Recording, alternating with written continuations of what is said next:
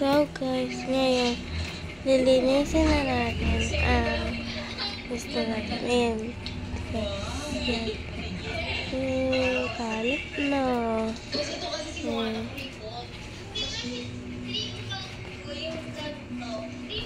Wow.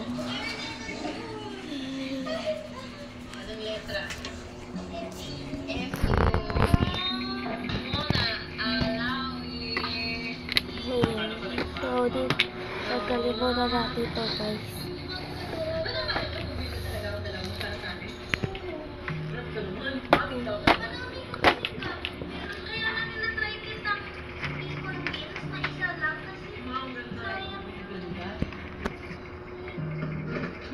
Guys, basahin ito.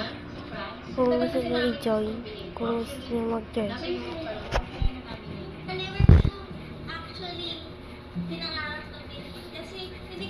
So, okay. Post nyo na lang guys. Pag gusto nyo, para mabasa nyo, i-post nyo. So, tanggalin natin ito guys. Ito green. Kasi, di ko to guys magamit. So, kaya pinibigay ko na lang. Pinipit ko lang. So, guys, tanggalin ko lang ito guys. Post ko muna. So, guys, natanggal ko na siya guys. So, lagyan na natin yung ano ba ilalagay ko? Nakalimutan ko. Alam ko na guys. Take lang. So guys, ito na guys, nalagay ko na siya. Ayan na siya guys.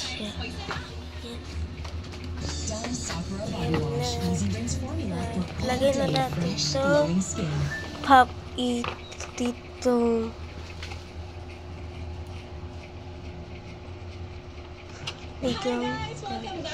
Nalagay ko na siya guys. And ito.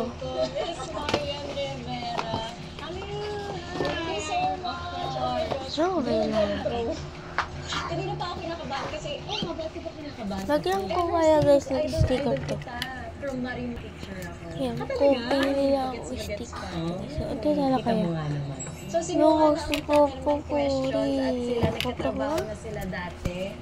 Ako, as a fangirl lang ako. Magay ko lang dito pa. Ba't ko to guys, pag grade 4 pa lang. Iningatan ko to guys. Ayaw ko madamihan. Buti na naman. Pero si Marimar kasi nagbigay sa akin ng break sa maraming pinupunan books. So, Marimar ako dyan. Oh my gosh, araw-araw ko pupuyat dyan. Oo, tapos iyak, lahat ng mga emotions. Ako naman batang flapoy kasi parang na-experience ko yung action. More on drama. Drama. Hindi ko ako rin Ayun kasi na guys. Okay din ako. Ay siya guys. Yes, Darna. So next. Parang hindi ka naman kumakain. Parang nag-open ka na nag-open. Yung kabuo kasi. Parang dapat kumain. When and where did you first school? Ayun nga. Sa GMA. Sa dressing room. Hallway. Sabi ko talaga, picture mo ko. Yung parang may nakita ako, sabi mo, sinisladahan kasi ngayon. Guys, lagay ko siya doon. Pagulong ko lang ako, pero hinabi niya. Ganun. Ano yan? Parang maging strong daw yung personality. Okay lang yan to experience yung mga ganun. Diba? Hindi siya kumakain, guys, ha? Nakakabahan ako. Eto na. Hindi siya kumakain. What are some of the hardest struggles you faced and how did you overcome? Ay! Bilang artista kasi napaka-transparent ng buhay natin. Alam niyo yun. So may mga bagay na Lagay natin yan binabato dito. sa'yo minsan na hindi mo alam how to handle. Papatol ka ba? Hindi ka ba papatol? Yan. I-explain mo ba yung sarili mo? Huwag na. Okay na siya guys. So, Na-realize welcome. ko na, Chawan! ito pa lang dapat sila. Kasi napaka-transparent kong tao eh. Parang what you see is what you get. Pag hindi ako, So, lagay natin siya dito guys. So, pag sa showbiz pala, hindi pwedeng ganun. Hindi pwedeng transparent. Kasi Ano na rin nilalagay ito? kanila, alam mo yun, sasaktan. Parang babala tayo hindi Pero pa kung tapos. face ko kasi parang napaka yung personal. Ang dami kong pencil. Pero dati hindi. lahat pinapatulan ko. Oops. Kasi totoo kayo eh. Lahat talaga pinapatulan ko. Pero sabi ko, after ko magkaanak, ang laki ng binago sa akin ng motherhood. Madami ko pa ba? Kasi sayang naman yung effort ko. Para katulad sa kita, at least ako ko naman yung effort ko, di ba? Yun lang naman. Palagi ko sinasabi yan sa mga nakatrabaho. Minsan nagpapa-advise sila sa akin. Ano ginagawa mo? Paano ko pumapatay sa tubig? Kunin natin itong mga bag. Oops, mahulog. Mahulog ako sa'yo. So, lagay natin siya syempre dito sa taas. So, andyan yung mga marker ko, guys. Lagay ko siya dyan.